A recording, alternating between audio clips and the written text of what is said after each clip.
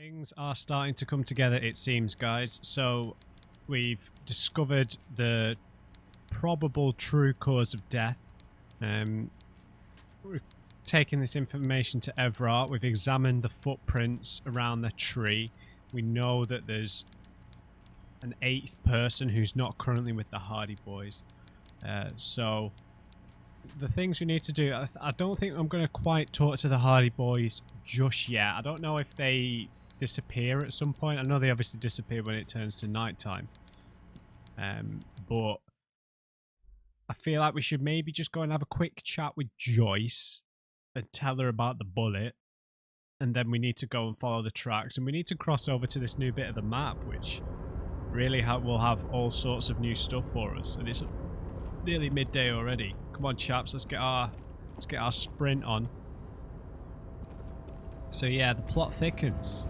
I'm not sure if we should talk to the Hardie boys just yet. We need as much ironclad evidence as possible. We've still got our electrical gloves on, which look horrendous. Let's go, Kimmy.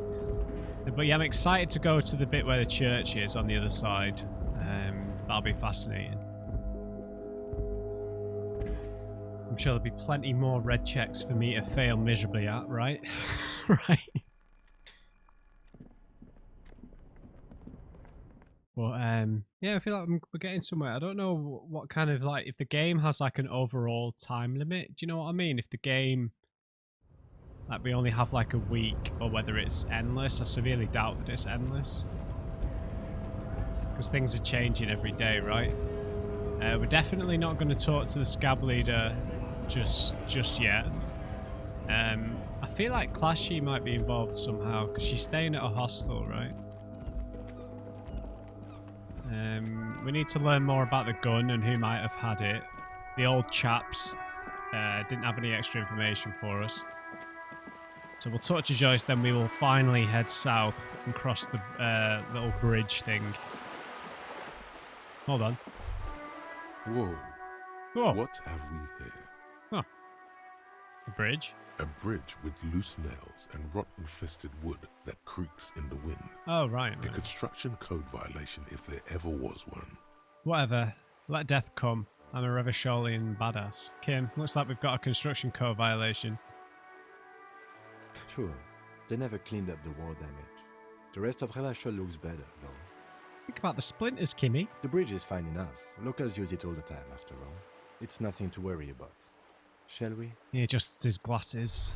Why not? Wow. So someone's been a little boring. What? Yes, my standard liege.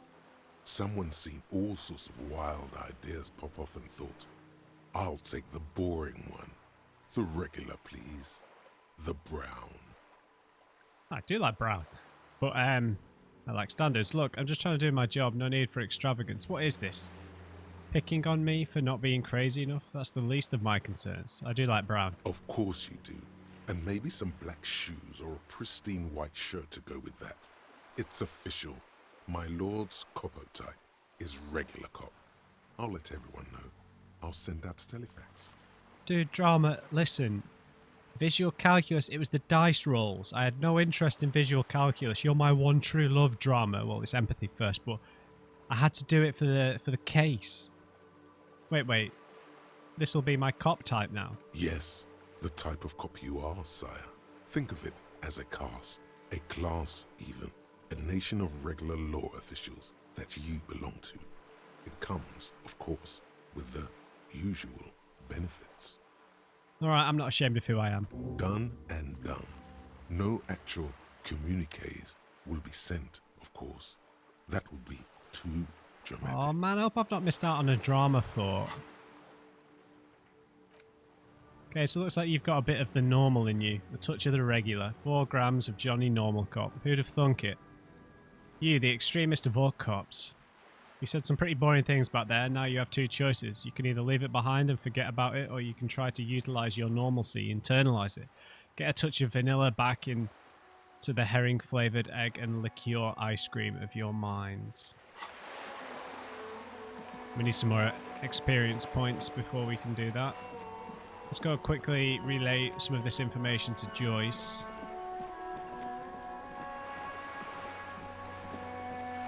We had a very interesting conversation without you, Kimmy. You're back. Good. What can I help you with? Let's talk about the lynching. Of course. Anything to help. Oh. Never mind. I am sorry to have been the bearer of bad Everard? news. She's not even asking you anything. It's so easy to just say. Okay, Of never course, mind. detective. You could. Yeah, there's nothing from Joyce, at least related to the murder.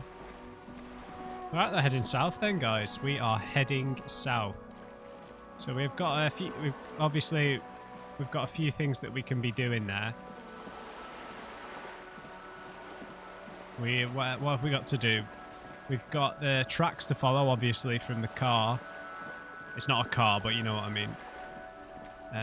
We've got the cryptozoologist to find. We've got the people who we need to convince to sign this letter for Everard, right? Oh, and I meant to talk to Roy about this gun.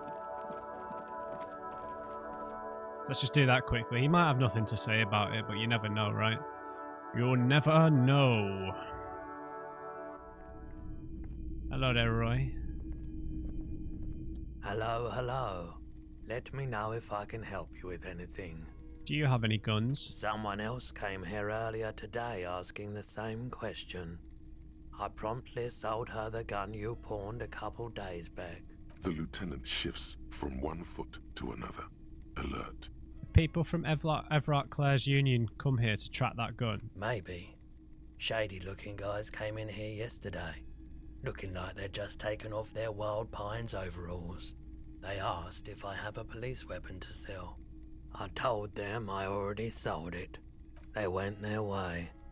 It was a trip, but you know, all sorts of people come here, asking for all sorts of things.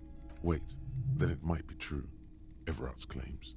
Maybe Claire really is tracking down your gun. Fair enough. Sure, man. Okay, doesn't know anything about the gun then. We are out of here, Kimmy. We've got one more case, one more case from our past to read up on in our little ledger, but we might be doing a bunch of new things here today, so let's go and try and activate. A rusting control panel with loose wires dangling out from the hole where an indicator light used to be, and a mechanical lever sitting in the middle. Pull the lever.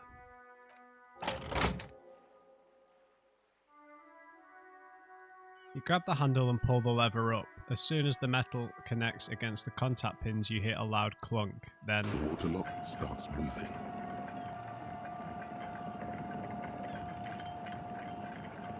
oh, look, a bridge. Beautiful.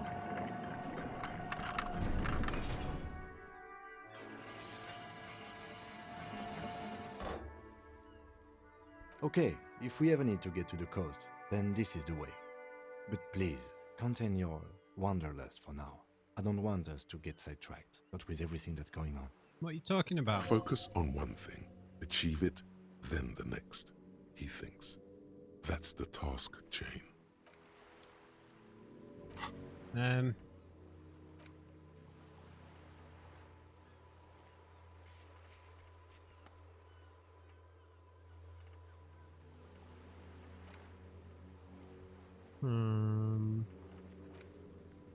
Return to the Hardie boys with more evidence. Try talking to their boss or examining either the tracks on the crime scene or the belt around the victim's neck.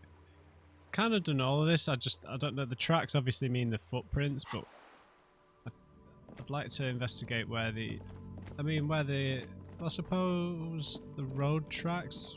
How would they? Is it a tunnel over here? Let's just go across, dude. The Hardie boys will be there all afternoon. Famous last words. We can go back. The radio relay hums with electricity. More cash. It's the good thing about going to a new area, right?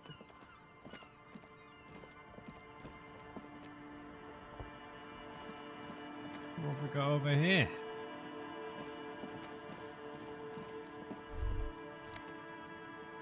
Some magnesium. Traffic beyond the gate. More abandoned motor lorries. The sign says no entry. Someone scribbled an inverted star on it. Okay, so we've got something that's locked here. Maybe we need that advanced pry bar.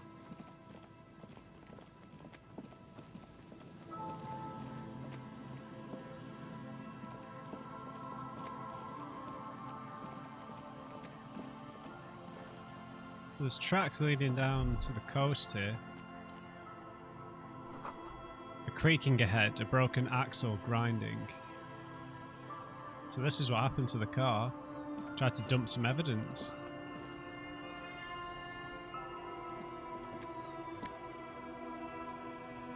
Banged up fuel canister.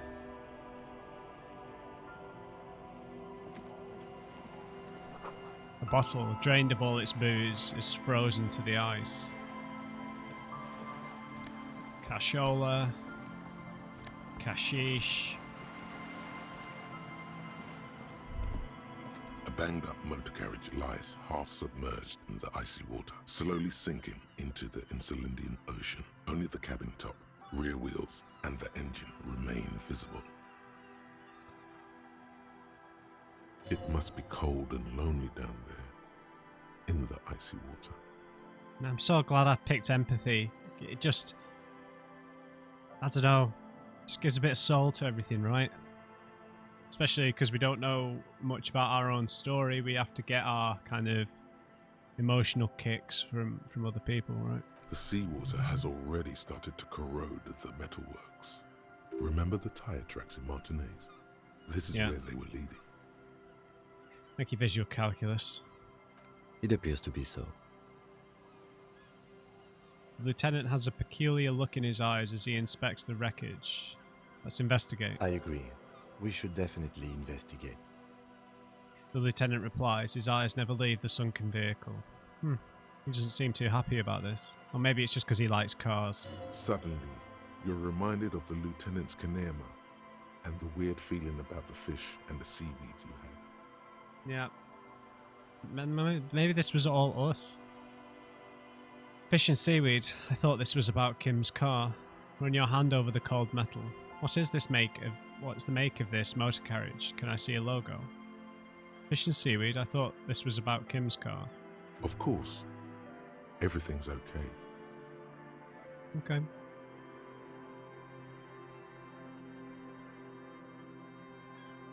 What's the make of this motor carriage? Can I see a logo? The logo is too deep in murky water. You can't make it out. But you do see a monkfish float by. Okay. Run our hands over the cold metal. The motor carriage is properly stuck in the ice. Getting it out would require a team of specialists. A single day in the salty seawater would ruin most vehicles, but this one looks worn even in places the salt water hasn't touched it.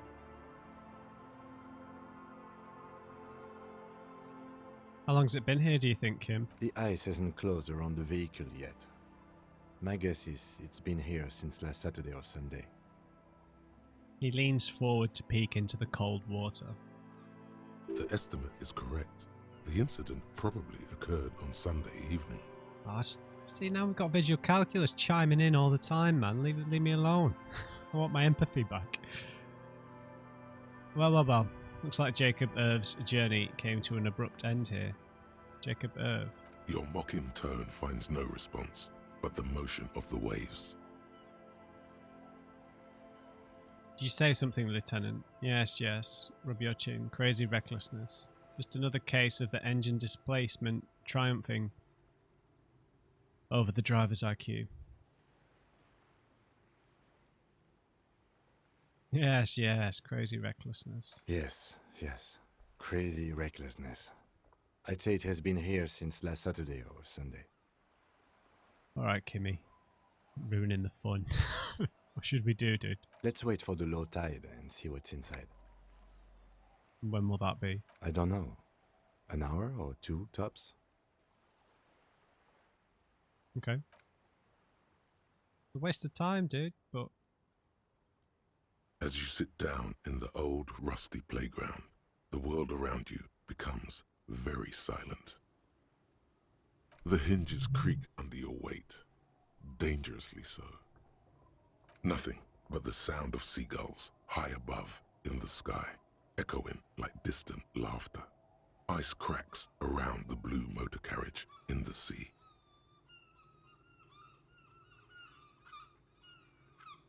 hold on, it looks very blue. Point to the sunken vehicle. Yes, yes, it does. Your favourite blue thing's probably your car, right, Kimmy? Let me think about it. Man, I've got clothes that can bump drama. It's a red check, so... The tune on your lips forms a strange yet undeniably beautiful contrast with the surrounding bleakness. Let's hear it. The lieutenant gives you a quick glance. Then, still looking straight ahead, he joins you with a higher pitched and slightly more melodic trill. The clouds pass in the sky, and the shadow of the swing moves like the hour hand on a timepiece. 30 minutes have passed. Looks like this might take a while. Time to present a good topic for discussion. So was your dad also, you know, point to your eyes? God, that's a bit racist. Right. The tide sure is taking its sweet time. But these other things are boring. Would you rather sit on an anthill for an hour or stand in a river of leeches? I mean, I hope he doesn't take this the wrong way. He should take it the wrong way, but these other things are really boring. It might be nice to talk about his past. I'm pretty sure I told you already, didn't I? My dad and mom are both half Seolite. Oh, right. I don't know who my mum or my dad was.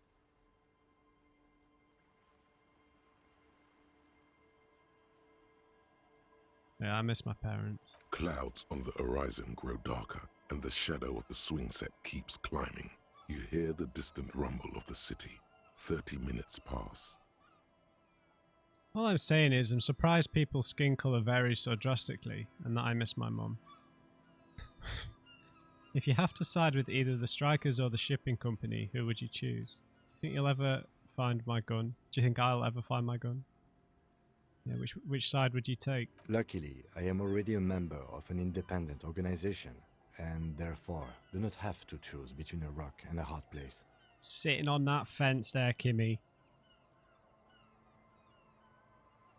What if someone puts a gun to your head and makes you choose? Your voice echoes on the water, strange and out of place in the environment.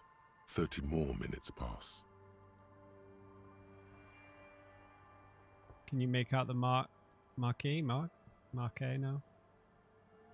Detective, I've been able to make out the mark ever since we arrived. I find it odd that you haven't. It's a Coupris, Model 40. His eyes turn to you. Stop gloating. Yes. Why haven't you? It is a simple and rugged machine, favored by working men, government offices, firefighters, animal control people, you know, those kinds of people. Squint your eyes and say, is that a number on the side? Yes, 41. What do you think it stands for? 41. This is rank in the underground street racing hierarchy. Rub your chin. Small fish, this one. This must be Tommy 41. The morning host of FM 41. Looks like the factory made a mistake and accidentally called this the Coupris 41. Stupid factory. I hate guessing. District something, a precinct, something municipal. Rub your temples. You're getting a horrible headache. It's a police car, dude. It's precinct 41. Oh god, no. I'm sorry, Harry. I'm so sorry. 41. Precinct 41. A massive pit opens up in your stomach, and the most terrible feeling comes over you. No. Just nope. Say no to this, Harry. Oh god, my god, it's mine. I drove my car into the sea. No, no. Yes, your car is in the sea. Face it, so we can start dealing with this. Must be a coincidence. The lieutenant just shakes his head. Drove my car into the sea. I'm afraid so, yes. It looks like you started in front of the whirling, jumped over the canal, and then drove your vehicle in the sea right here. Maybe I was in pursuit of someone. How do we get it out? I can still fix it. They're not going to take me back after this, are they? The badge, the gun, and now this. Well, at least I can see what's in there now. They're not going to take me back after this, are they? People are more valuable than machines. Training a police officer is even more costly. He's trying to cheer you up now. Could I have been chasing someone? Of whom? I don't think so. If anything, you were probably drunk. We probably can't get it out, but can we? Detective, we don't. A rescue operation really isn't viable at this point. It's sunken too deep. There is no access ramp to the coast. It's just going to be there like that? I'm afraid it will have to be there like that for many years. Look at it. Parts of it might be salvageable, but overall, this machine is a write-off. Chill out, dude. I can still fix this. That is very unlikely. All the electrics are toast. That goes for the electromagnetic steering and brake systems as well. The lieutenant replies with a sigh. You'd be lucky to find one undamaged component in there. In a few months, there will be nothing but rust left of this vehicle. It'll be cheaper to buy a new one. Well, not cheaper. This motor carriage costs 40,000 real. But in the long run, it still makes more sense to buy a new machine than try to refurbish this. People are going to be angry at me, aren't they, in Precinct 41? Let's face it, this is a substantial loss to your district's budget. I mean, my station only has 4 other vehicles in addition to my kinema. He's avoiding your gaze now. The badge, the gun, now this. Almost feels like it was intentional, right? The lieutenant adjusts his glasses and doesn't say anything. There is also a fourth thing you've lost. What's that? More precious than the gun, the badge, and the motor carriage combined. Lost forever into the deepest of seas.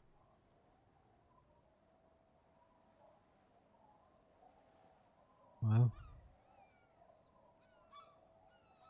at least I can see what's in there now.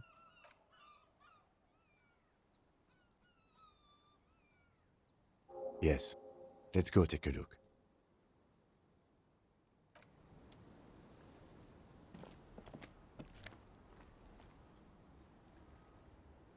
We've got our badge, and we've got a commander's jacket. Man, that had a boost to visual calculus.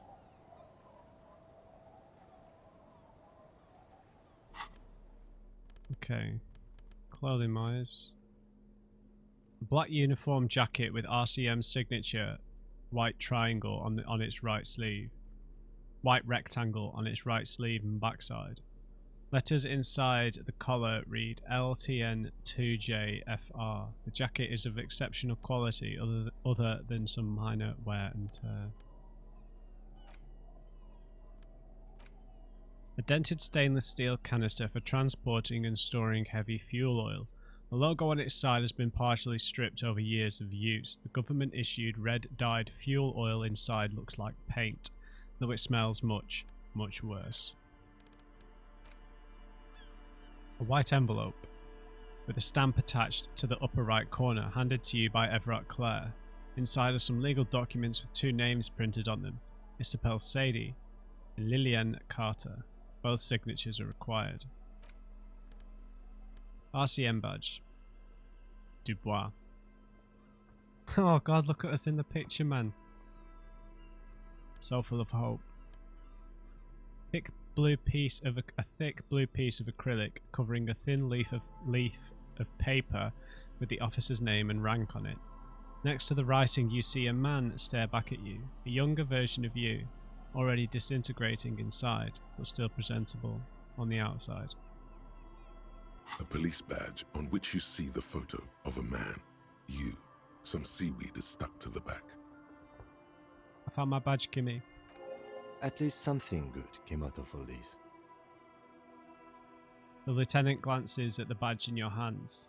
Study the badge. Encased between two durable plastic sheets is a bluish card with lines of information and a watermark in the shape of the street grid of Revachol West. I'm feeling a bit emotional. I don't know why, guys. Just this kind of discovery of how broken, we are.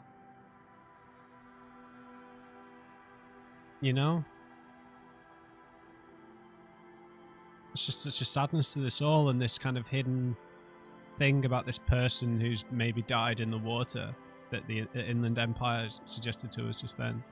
You see a photo, a name, a rank, a document number, the date of issue, and, in the lower right corner, your precinct. Let's have a look. The man keeps winking at you with his green-grey eyes. The photo is old, no doubt about that. Good choice. A newer photo would look different. How old do you reckon? 8, maybe 10 years. The guy in the picture is rather good looking. He's got a nice haircut and is distinctly lacking in massive sideburns. And he's winking. Why? What do you think? His face is already contorted by the expression, although it looks less grotesque on him than it does on you now. The badge in your hand shines as you rotate it, catching light. You see lines of information on it, and a shining watermark. Harrier. It's not Harry. Name, Harrier Dubois. Harrier. That's long for Harry. So you are Harry. Evrard was half right. Probably not a lot of people know your full name. Whoever told him you're Harry Dubois didn't. But I don't want to be Harrier Dubois. Harrier Dubois it is then. What kind of a name is Harrier? It's a wartime name. Revolutionary. The kind mothers give their sons during troubled times. Like Undying or Boxer or Ironhide. I like it. Harrier Dubois it is then. Pleased to make your acquaintance, Harrier Dubois. He's not going to call you Harrier. He'll keep calling you officer when he's angry with you, and detective when he's not. The badge in your hands shines as you rotate it, catching light. You see lines of information. The rank. Lieutenant W. Freighter. And what's that? The lieutenant is a rank above sergeant and below captain. It's the highest rank in the RCM that still does field work. I am a lieutenant.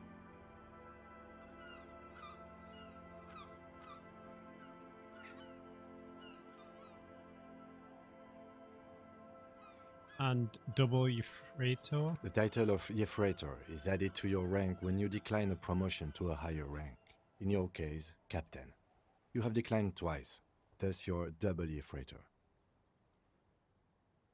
So we were well established. I declined it. There are many reasons one would do this. The rank above you in your precinct's décomptage might be taken, or sometimes promoted officers do not want to replace their superiors out of respect. And sometimes they just prefer the type of police work available to their current rank, in your case, lieutenant. Heavy-duty case-solving machine. What's a décomptage? Décomptage is the hierarchical system employed by the Revachol citizens militia. It means counting down to twos. The lowest rank is junior officer, usually teenagers. Then there are the patrol officers, then sergeants, lieutenants, then a captain. That's basically it, except for a few kings. Like what? Kings like satellite officers and the additional freighter rank I already explained. Okay. The long and short of it is, you're his superior. Leave me alone, authority.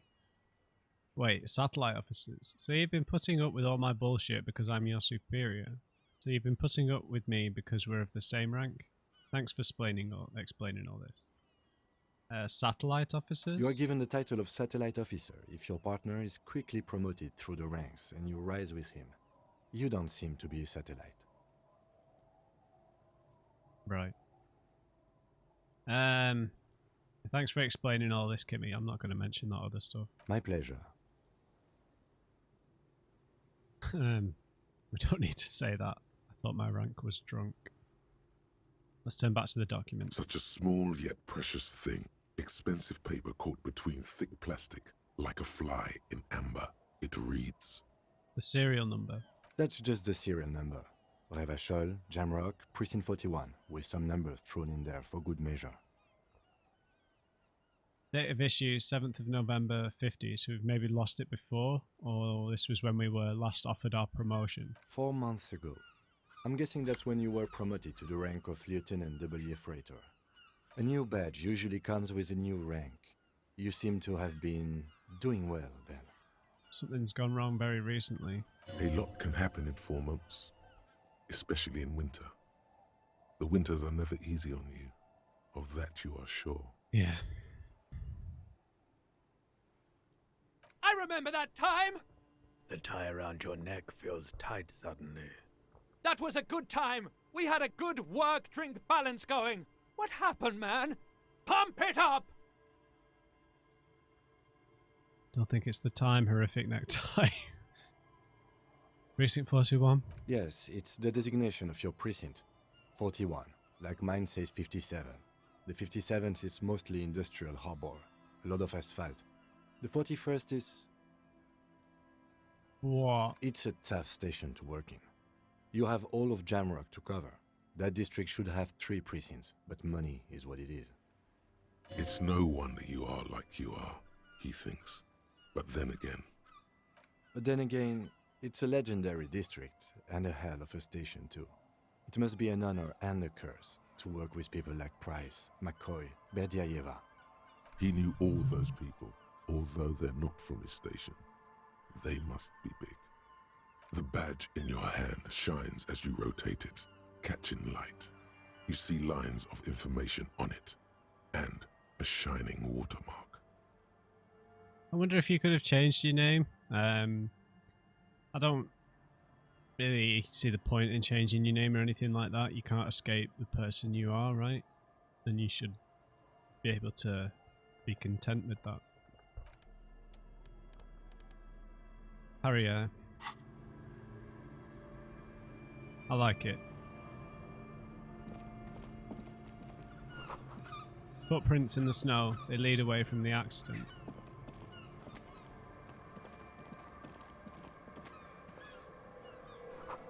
There's a boat tucked away underneath the tarpaulin cover.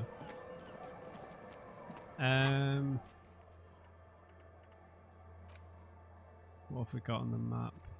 I just wanted the mirror. That's electrochemistry, so we're never really going to be high enough in that without using tons of gear. I'd like to have a different picture though. It would be nice, right?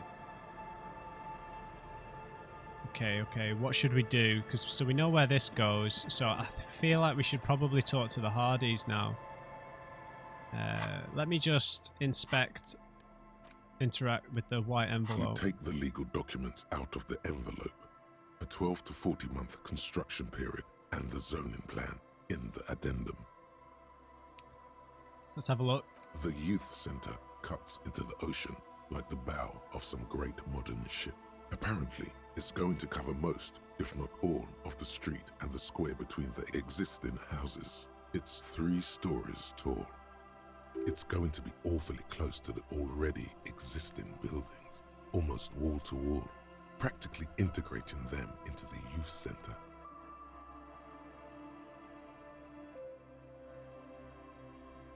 This is either an ominous or cool architectural choice. Hard to say. Kimmy, what do you think? I'm no property lawyer, but it looks fine. I like the print size. They're not selling or leasing anything. It's not a perfect solution, but... The lieutenant replies, flipping through the documents. He shrugs. I think we do have some boosts to logic in here somewhere.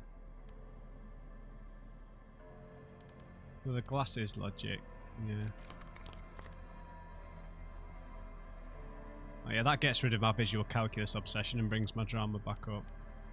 Logic, logic, logic, logic.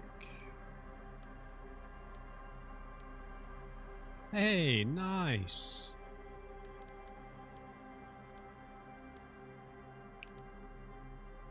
Beautiful.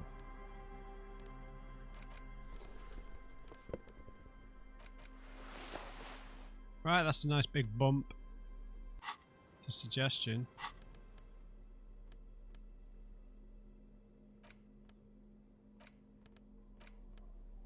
You take the legal documents out of the envelope, a 12 to 40 month construction period, and the zoning plan in the addendum. This is a white check.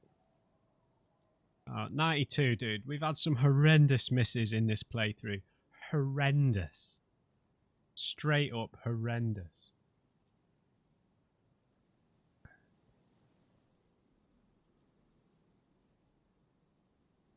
Horrendous. Trying to think of what a poker equivalent 92% would be.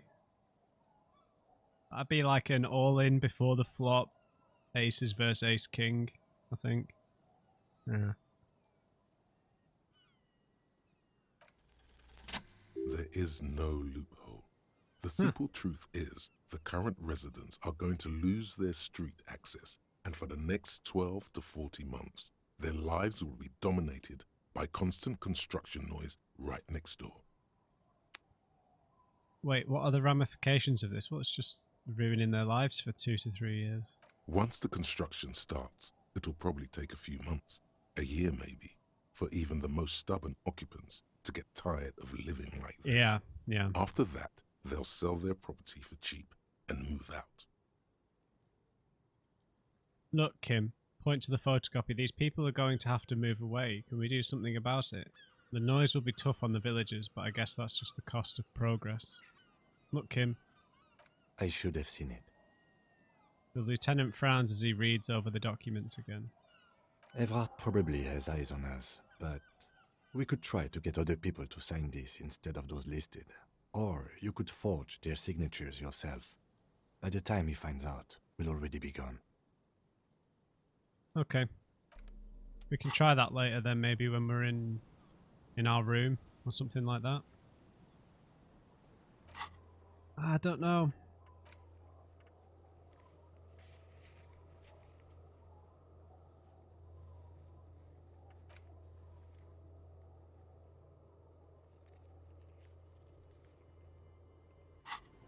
Should we talk to the Hardies?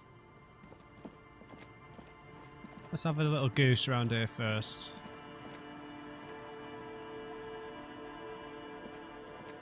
I don't know, this area feels like it's going to be quite big. We should change this outfit though. Right.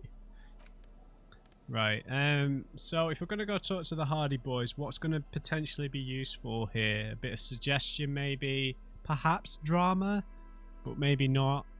Empathy a little bit perhaps. Authority, esprit de corps are probably going to be pretty good. Rhetoric, I think, would probably be really useful. We've nearly got a level up. Rhetoric's quite low. Savoir-faire, I feel like would be pretty good. Savoir-faire, composure.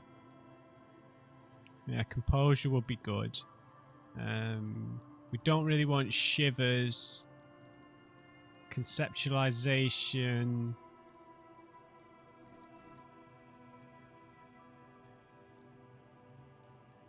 Being overly logical might get us in trouble. Inland Empire is going to get us in trouble. Yeah. We don't really have any good physique, so this stuff's not going to matter. I think... We need to just have a think here about how we're going, because we can't change clothes mid-conversation, can we? Logic, right, I don't want that because of the suggestion. That doesn't have any negative effects, does it? Perception would be nice, but it looks atrocious. The shirt we've got on boosts logic.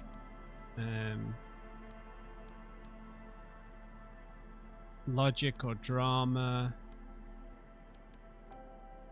Those are the only shirts we've got, right? Oh, no. Musical instrument, no. That has... I don't want the big draw back from authority. Shivers. I quite like this for the composure, I have to say. Interfacing. Electrochemistry, we really don't need that. Or half. Half-light is fight or flight, so that might be useful, but I just hate how these look, man. The trousers are doing composure as well. I'd quite like to keep that boosted. Shivers isn't important. I'll keep these glasses for the logic. We've only got minus that one on authority. Could take a boost at shoes. They're gonna notice if we wear these things though. Yeah, I think we'll stick with how we are at this moment. I like the boost to empathy and Inland Empire, to be fair. That means our authority's only on 2. Maybe I should take the ledger away. Then our empathy and the Inland Empire are still our highest stats. Just means our authority's a bit better, which is potentially important, right? Ledger of failure and hatred.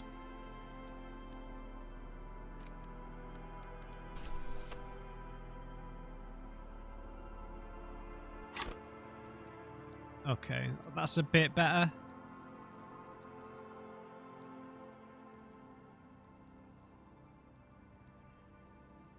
We've got the skill point for any potential checks. Composure, I think, is an important one for this. Alright guys, let's go talk to the Hardie boys. We'll come in, we'll dedicate some proper time to this area when the time is right.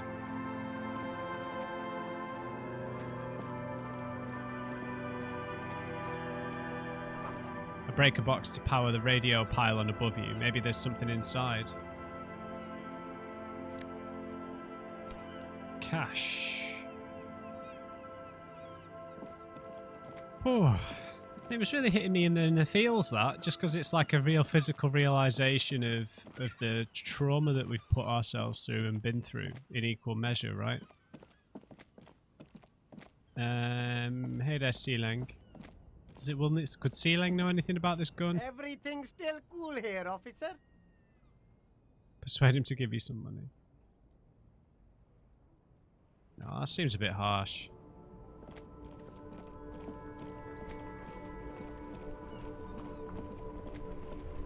Tommy boy, right? Hardie boys. I don't know if we've got enough time left to do this, but I don't care. Let's just do it for as long as we need to. They should still be here, right? Yeah. Have you got anything else to say? I've got nothing to say to you. Why are you wasting your time?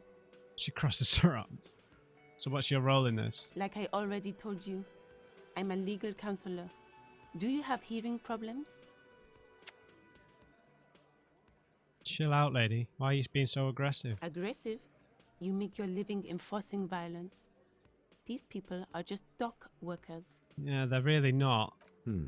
So you were spying on us, and now you represent murder suspects. Yeah. Just dock workers. Damn straight, Kimmy. We've talked to Revachol.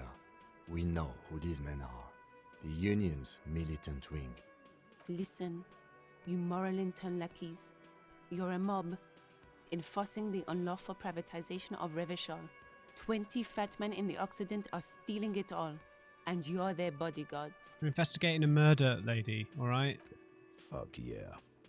The tall, broad-shouldered man takes a sip of his beer. So ask what you came to ask, or get back to your commanders. The world needs a financial buffer zone. No need to get emotional. The privatization is not unlawful, it's cool and funny. Maybe you're just not historic individuals. I don't know where you heard that, but it's wrong. The RCM is principled and strong, unlike you socialists. I like that. Good start. Let's take it a step further. Armed uprising. What are the Union's plans?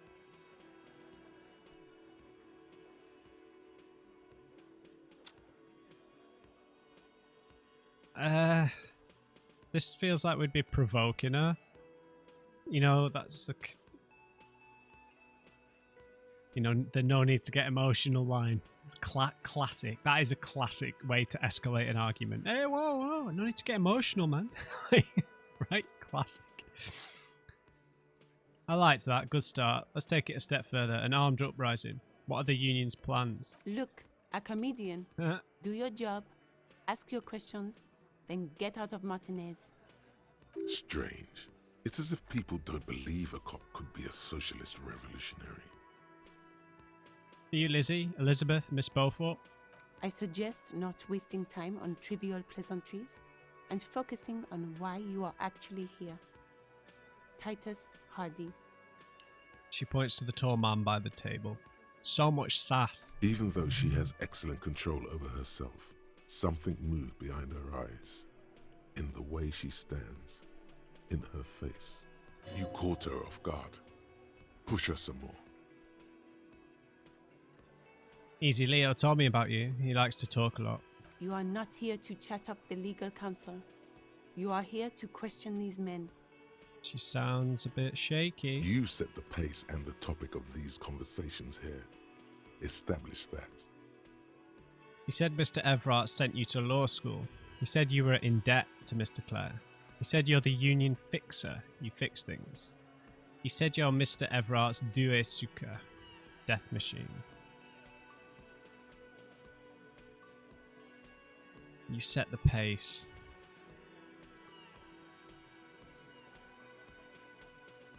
You said you were in debt to Mr. Clare. I represent the union and these men here. Don't make this personal. She points to the crew around the table. A very minor victory. What if I want to talk to you and not to Titus? What you want is of no significance, officer. Don't test your authority. In Martinez, you are no one. I saw what you were thinking. You want to say, what are you going to do to me? Don't. Just because it's in your head doesn't mean you have to say it. Okay. You will not lose out on anything good by not saying it. You will not lose out on anything. Oh, stop it with the double negatives. That hurts my brain. You will not lose out on anything good. And there's a reason why double negatives don't work. That really hurts. You will not lose out on anything good by not saying it. Why can't I make sense of that?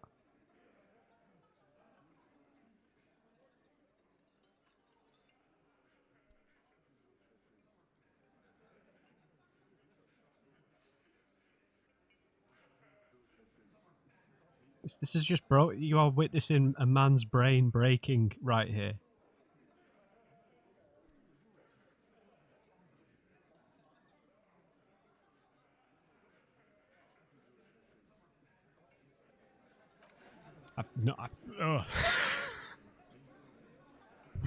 Right, okay. Hello there, Titus. Looks like the circus left town, but the clowns are still here. Titus does not look particularly happy to see you. Guess what? I've come upon something incriminating. I found 8 sets of footprints, but there's only 7 of you. Where's the 8th Hardie boy? Guess what? I've connected you to the local drug trade. I talked to Joyce. The merc you hanged, his friends are coming for you. Yeah, I found 8 sets of footprints, but there's only 7 of you. Where's the 8th Hardie boy? What are you talking about, madman? There's no 8th Hardie boy. There's 7 of us and we're all here. He sizes you up. Or what? You want to be the 8th Hardie boy? We ain't hiring. He shakes his head. Actually, boss, we've been talking and we think she could maybe...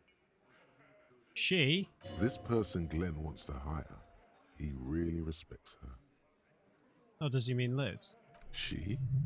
So there's an 8th Hardie, and it's a Hardie girl? No. Who might it be? We know already. Elizabeth? The gardener? We're doing this in the wrong order, aren't we? Shut the fuck up, Glenn! I do the talking here. He roars. Now what the fuck do you want, cop? So let me get this straight. There is an 8th Hardie boy. It's a she, and you don't like us talking about her? Mm-hmm. Damn straight, Kimmy. That's right. We're not talking about this. This is a private Hardie Boys matter. Nothing to do with your shit. End. He points at the lieutenant. You're not cops here. Don't go digging around if you don't want a bullet in the back of your head. I'm watching you. Good. We are all watching each other. Officer, your question. The lieutenant adjusts his spectacles. There's no point in pushing it further, he thinks. This is already a victory. We'll learn more about this 8th Hardie sooner or later. Okay.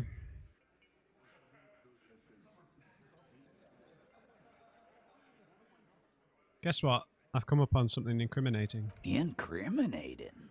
Now that's a big boy word. Mm-hmm. He puts his beer can down. We've spoken to the head of the union. Why is there a container belt around the dead man's neck? Why are your boot prints all over the scene? I've spoken to the dead man in a bizarre occult vision. We've spoken to Everard. Everard? Yep. And what did he tell you? That we killed him? That we took a cargo belt from the harbor, went out back, and used it to hang him? Yeah. Because we did. All of us together. Yeah, they're covering for this chick. I hope he told the story straight. I hope he told it well. So lady shoots him in the head. They cover it up with a hanging. They want everyone to know it was them because in Martinez they're completely untouchable. Even if we know that it's them, they're admitting it's them. They know that they're never going to get arrested. We don't have the manpower to mobilize against them. There's a catch hidden somewhere. He didn't confess so that you could take them all away. It's too simple. But there's a catch. Ah, so you just confessed to murder? That's it. The game's over. We got the perp. Yeah, but there's a catch. There is no catch. These 7 honest men have all equally come forth to tell you what happened, so that you don't waste any more of your time.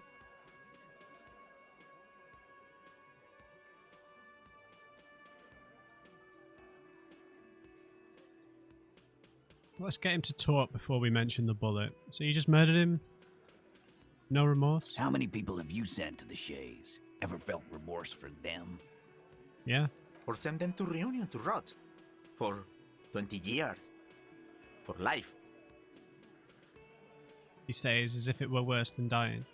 Yes, but they were all bad people, criminals, the scum of the earth. Look, I'm just doing my job, that's all. What we do is different. We enforce the law. You just kill people like it's nothing. But you see, a lawman, is something people agree upon. And here in Martinez, we agreed that this man had to die. Martial law. So who was in charge that night? Are you deaf?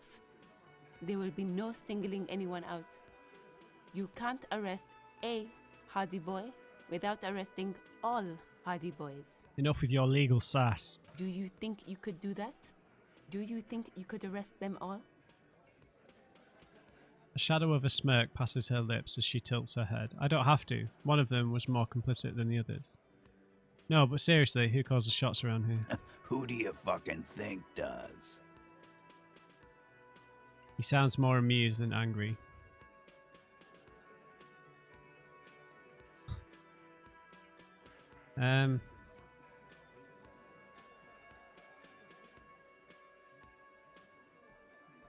So it's not him. He's just.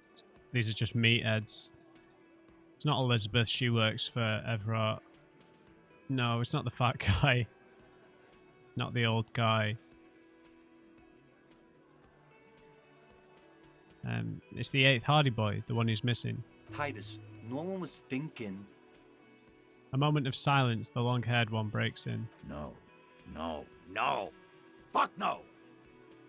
The big dick is right here, asshole. You're looking at it. Right. Fucking here. Alright, dude, calm yourself. Disregard the outburst, officer. None of the boys have any comments on their power relations. That night, they acted as one. That's all. She gives Titus a condescending glance. So when did this hanging occur? You don't have to keep answering his questions. The fixer turns to remind Titus. I know, Lizzie. Relax. We killed him last Sunday night. Seemed like a good way to end the week. He takes a sip. How long had you known him? Known him? We don't associate with scum like that, asshole. Yeah! Who do you think we are? Bunch of midday drunks. Quiet.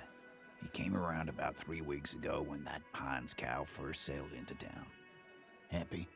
By the Pines cow, you mean Joyce Messier? The representative for White Pines? The same company you are striking against? The lieutenant pretends to check his notes. No. I mean the Pines cow. The stupid-ass cow they sent in to fuck us over.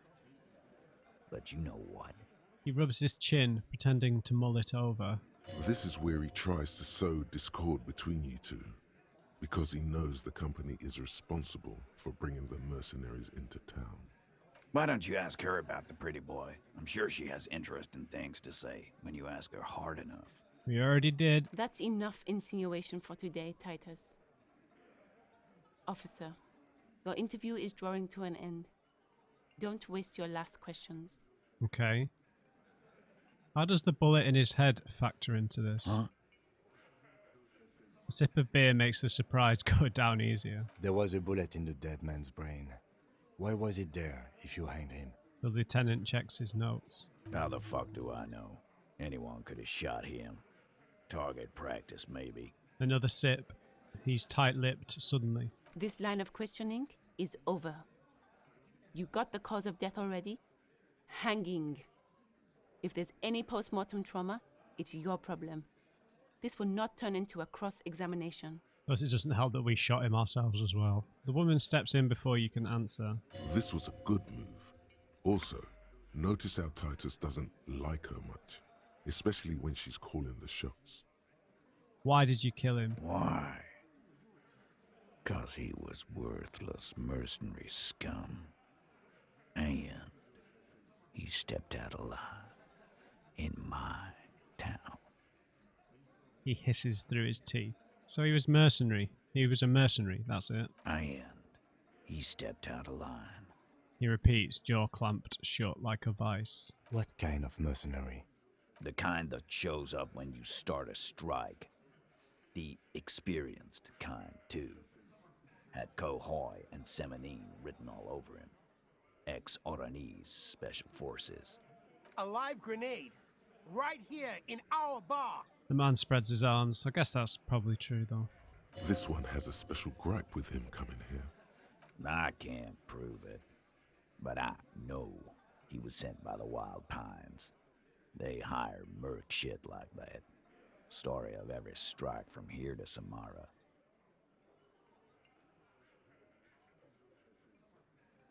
How do you know he was in the Special Forces? Because one night, he walked straight up to the mic and said, I'm RNE's goddamn Special Forces, and I'm gonna fuck you all. Fair enough. Really? Yeah, really. Had a gin and tonic up there, sang some RNE's paratrooper song, and said he's gonna fuck everyone. Didn't we sing karaoke at some point? We couldn't believe it either. But he fucking did. Right there. Like some kind of animal. Right, but what did he actually do wrong? Wrong?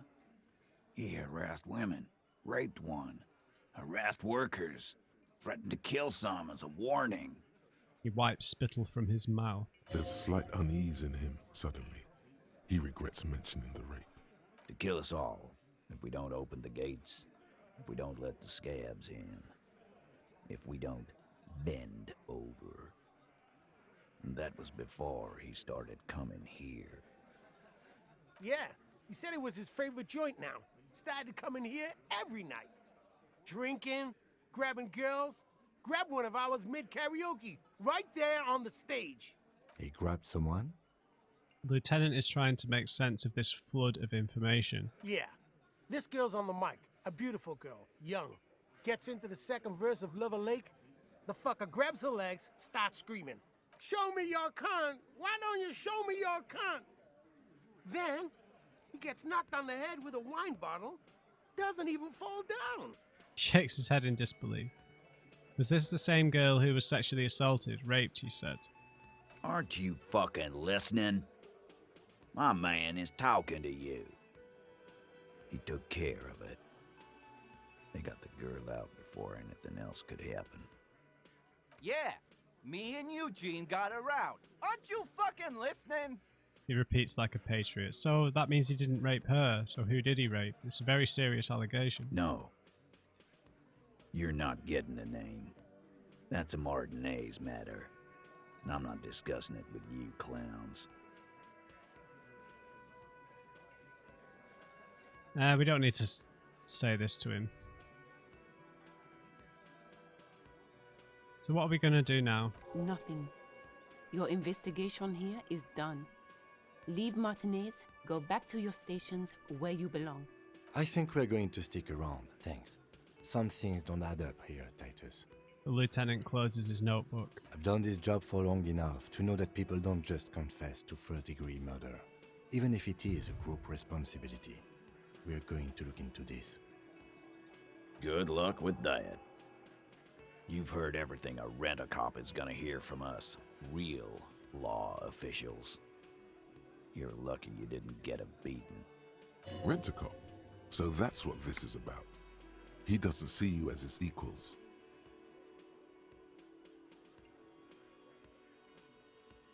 I want to talk about the hanging again. You still haven't explained the bullet I found. I told you already. I spoke to Everett and he said you'd cooperate. I found someone who saw a hanging and witness. Guess what? I've connected you to the local drug trade. I talked to Joyce, the merc you hanged. His friends are coming for you. Godly. Jesus. Still only a white check though. And we've got 2 points available, yeah.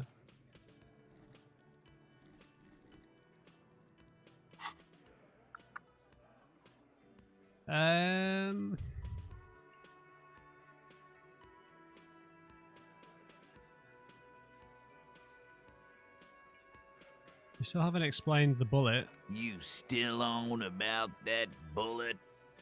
A bullet in a hangman's head. You're right, Copper. That is mighty curious. Indeed, mighty. How did it get there? The lieutenant is fixed on Titus. Well, there are so many bullets in the world, and so many heads. I guess it's only logical. At some point, one of them bullets had to end up in one of them heads. Yes. It's bound to happen again, you know? Just statistically speaking, of course. I'm going to show you again. Why was this? Show them the bullet in the victim's head. I think the hanging was a cover-up for the shooting. Did you guys just shoot him? Yeah, it was a cover-up. You know what I think? I think he was shot in the head as a kid. And his brain grew around the bullet. Around the bullet, man. That's a good one. Alan pinches the root of his nose. They're only pretending to enjoy this. Beneath the act, they don't like you knowing this. I'm going to ask you again, why was this in the victim's head? Wow! He's got it in a real evidence bag and all! Why don't you go home and log it into evidence? These men have told you what happened. Fine, fine, we'll figure it out. Never been worried in my life, lawman. He crosses his hairy arms, having forgotten his beer for a moment. It's not like you blew it wide open, but there's a little crack in there, somewhere. Strange reaction to the bullet, nice. I spoke to Everett, he said you'd cooperate. Oh, so you went and talked to my mommy, and now she's making me play with you. Is that Yep. it, lawman? And what's gonna happen if we don't? The little guy leans You're gonna forward. go and tell on us?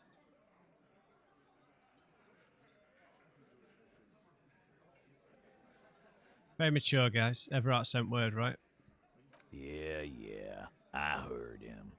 Now, fuck do you think I'm doing here? You'd have your ass handed to you if it wasn't for the boss man's word. Let me state this very clearly, Capo. Hello, officer. I'm Titus Hardie, and these are my boys, Hardie boys. How may we assist you? Explosive laughter follows. To his men, Titus Hardie is a golden god. They want to laugh at his jokes even before they leave his lips. This guy is a born leader.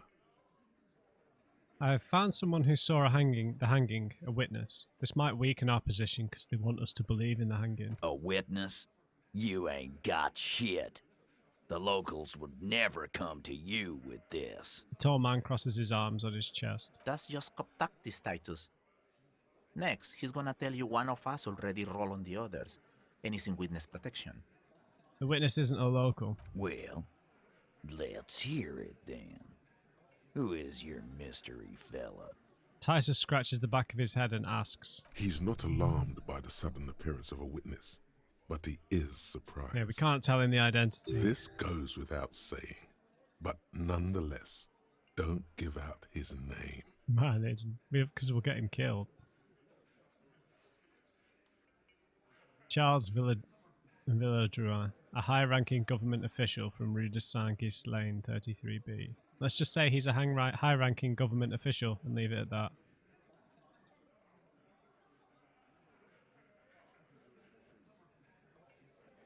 Yeah, government official. Yeah, right. Like we wouldn't know if an MI plant was in our town. Nice try, right? Titus looks over his shoulder to his men. I've seen this shit a million times, Titus. Fly fishing. They are desperate. Tell us, Copper, what wacky claims did he make? The witness said the hanging went down very quietly, no shouting, no commotion. The witness said he saw two people of Areopagite descent and one mask. The witness said it all looked like a surreal play. Yeah, no shouting, no commotion. It's you assholes that feel the need to go around like a fucking brass band. The Hardie boys are dead silent. Why are you talking then, if you're dead silent? Yeah, it's like they put cowbells on you before they send you to the streets. What's with the cowbells, policeman? Thought it was a pig. Damn, they wormed their way out of it, somehow. Try something else if you can. The witness said he saw two people. Yeah. That's specific, I guess, right? Arabagite? Boss, I think he's trying to say me and Theo. Well, yeah. What is confusing you? Eugene, Theo, and Elaine were there too. I already told you. We were all there. He said it looked like a surreal play. Those flaccid MI cocks with their culture language. Everything's a surreal play or sublime whatever. Doesn't mean anything. The mask spits on the ground angrily. It means the whole scene was long and drawn out, like it was from a film. What is this fella's problem? Sorry we didn't make it more action-packed. It wasn't the first thing on our minds, you see? The little guy addresses everyone and no one. Shanky. It's Shanky, right? I thought there's something wrong about the lynching story. Now I know there was. He doesn't wait for an answer. You don't know shit. I know you are lying, Shanky. He writes in his notebook. You didn't break this wagon fort, but you did manage to rattle the people inside a bit. Some witness. I pulled the same shit. Came up with some shit, then went and said it to people. Get a reaction. Don't have to go to cop school to try that. Yep. You don't have to go to school for shit. I never went to school, and I'm doing great. Yeah, of course you are, Glenn. You're doing a hell of a job, man. Hell of a job. Okay, this is slowly going up. Guess what? I've connected you to the local drug trade, buddy boy. Like hell you have. There is no local drug trade. This place is as clean as a rifle. Go back to Jamrock and ask the local junkies how clean your streets are in Precinct 41 Kilos.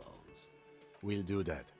In the meantime, did you know that there's an abandoned lorry at the intersection that was used to move raw ingredients for drugs from Terminal B to Jamrock? The person driving it was present at the hanging. It was one of you. We've connected the footprints. Detective, do you want to deliver the coup de grâce? He taps on his notebook, then turns to you. The thought forms in your head, like a lightning strike branching in the sky. No, the thunder is his. Leave it to the lieutenant. You're right. There is no local drug trade, except you. Point at Titus. No, do the honor. You've earned it. Yeah, sure. Let's let Kimmy do the honors. Thank you. You're right, Titus. There is no local drug trade because it's all controlled by you. You're the drug trade. Well said, Kimmy. That's a mighty interesting theory. I guess that's what you would need to do, theoretically. A big, strong, state-run monopoly would outcompete the runts on the street. Yeah, man. Theoretically, that's what you would do. To get rid of the gangs, the dealers, even some of the junkies. You would need good, trustworthy people to take their place, of course. Hardy men to run such a monopoly. For the good of the community, of course. This is disgusting. You're admitting to profiting off of poisoning your own people. Good idea. People are always going to do drugs. At least this way you have some control over it. Yeah, keep telling yourself that. I know for a fact there's still plenty of drugs out there.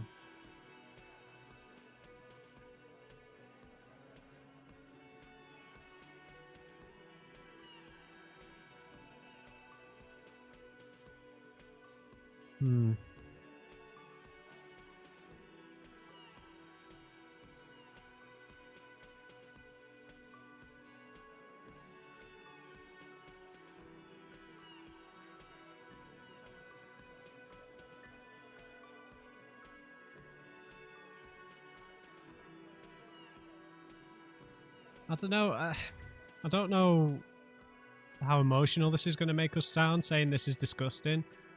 But I don't know how I know that they take pride in protecting this community, right? I don't think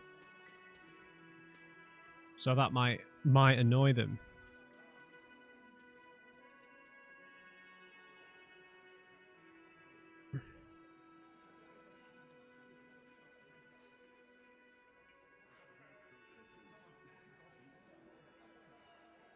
Yeah, let's just go with this. I feel like that's a bit too emotional. We might lose face.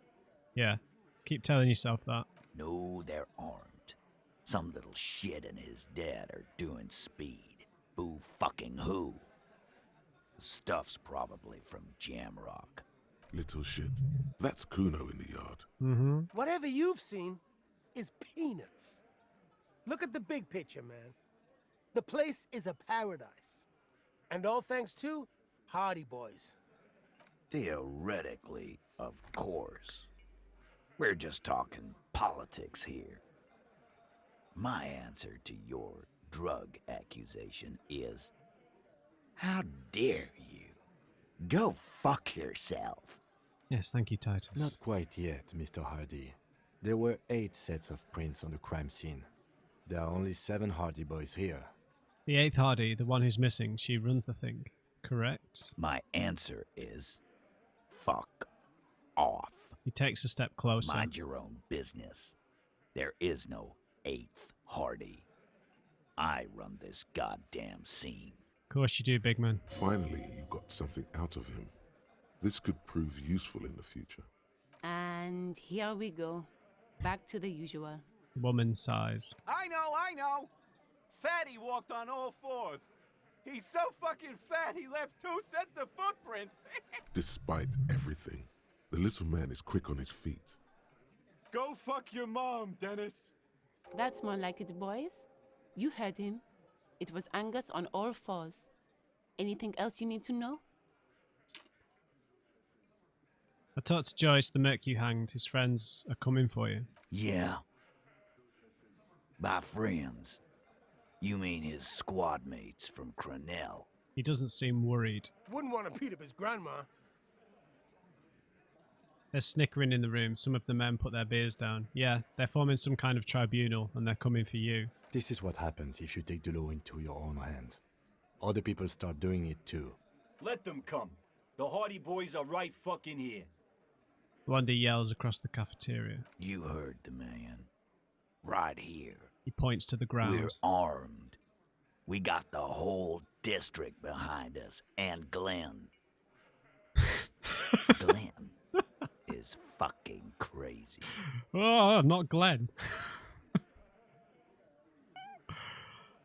Oh yeah, they've got automatic weapons, mate. Yeah, a well-oiled murder machine. He punches Blondie on the shoulder. This Cronell is bad news, you know that, right? The mercenaries are armed with automatic weapons. Joyce said they've gone rogue. Nobody's controlling them. They've got automatic weapons, dude. We got weapons of our own. We got Ister 50s, Zeelagers. Glenn's got a knock cannon at home. Cracks open his vest to give you a glimpse of his holster. Well, if Glenn has a knock cannon at home, I guess you'll be alright. Can they pierce ceramic armor? I guess we're gonna see, aren't we?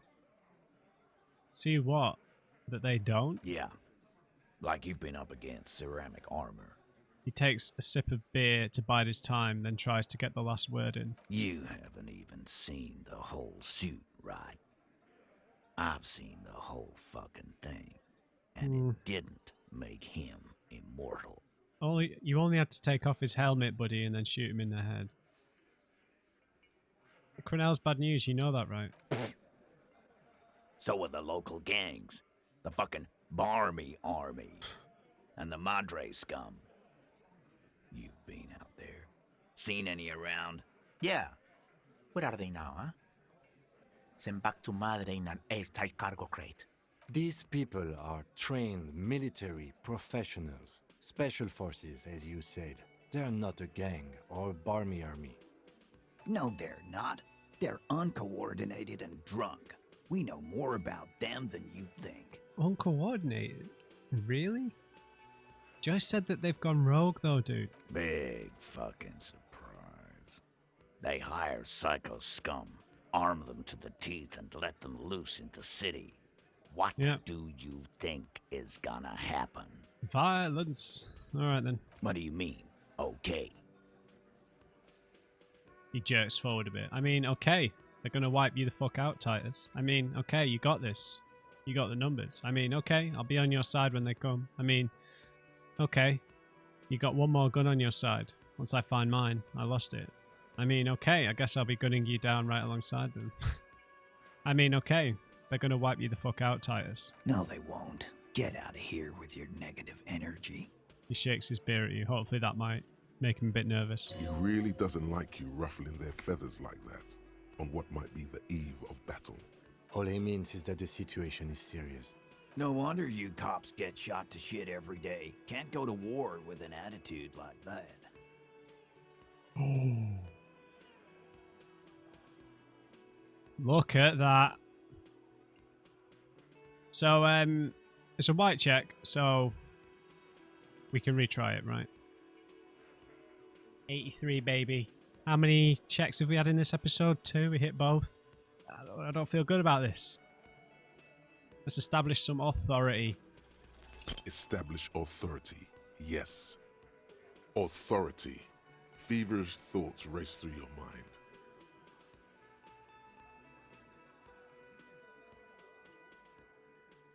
Flipping heck.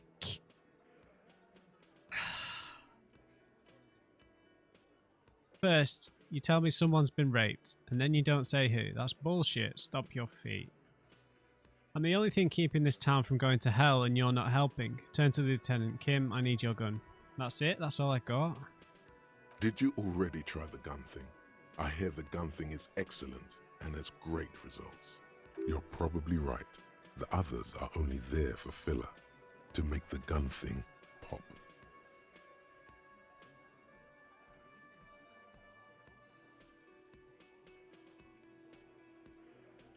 Kim, I need your gun. Why? This is not what he thinks it is. This is a great idea. I'm afraid it's not what you think it is either.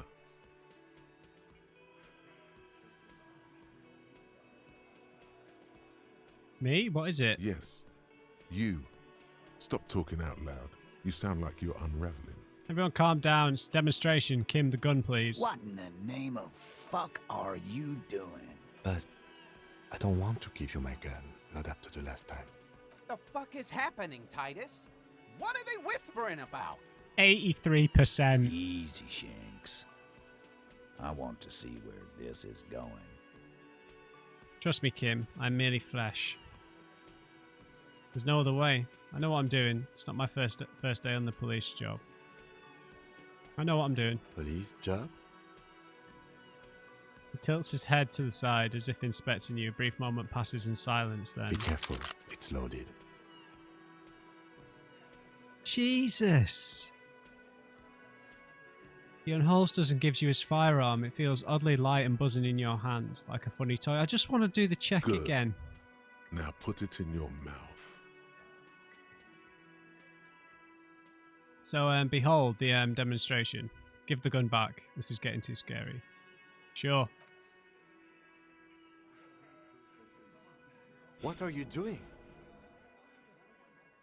The shotgun barrel touches your lips. It tastes like iron and hell. Genuine panic flies across the lieutenant's face. Fellas, you getting any of this? You'll never forget what happens in 5 seconds if you don't respect me. You better get ready to respect me in 5, 4, 3. I'm not fucking this case up. Finger on the trigger. You will respect me. I'm gonna kill myself now, you fucking whore. Wow.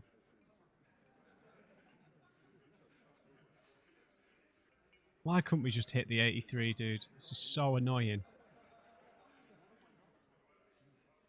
These are my thoughts. This is my head.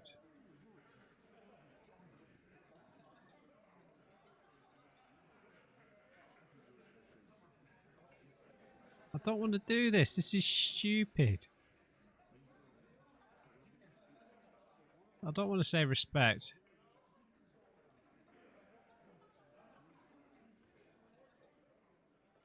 I'm not fucking this case up. You'll never forget what happens in 5 seconds. Fellas, the cop is really threatening to off himself.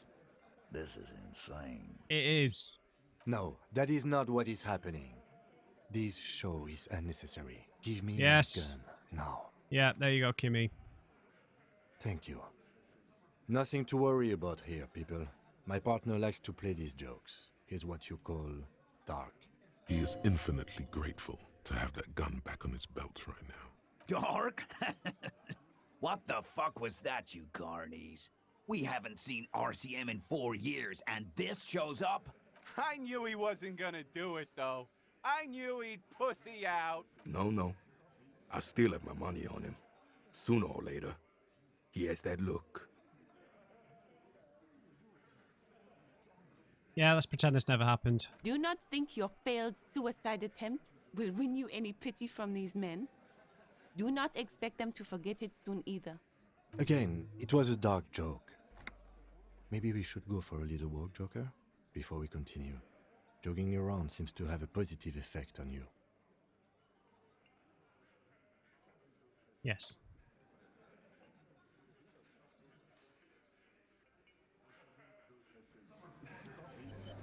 God damn it.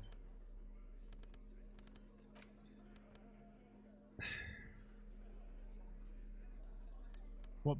We've got something to bump our authority somewhere, right?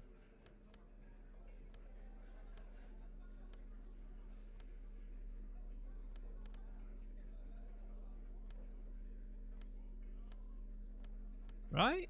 I know that the boots do, but...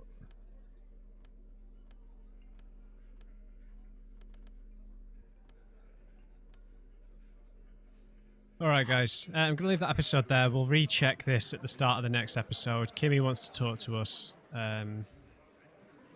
Because obviously that wasn't cool. Can't believe we missed another 83. That's just the story of my life, right? So, we'll leave it there guys. I hope you enjoyed this episode. Revealed a lot more. Leave me a like on the video if you enjoyed it. And just remember everybody, never trust an on-crate. I'll see you back in the Whirling in Rags.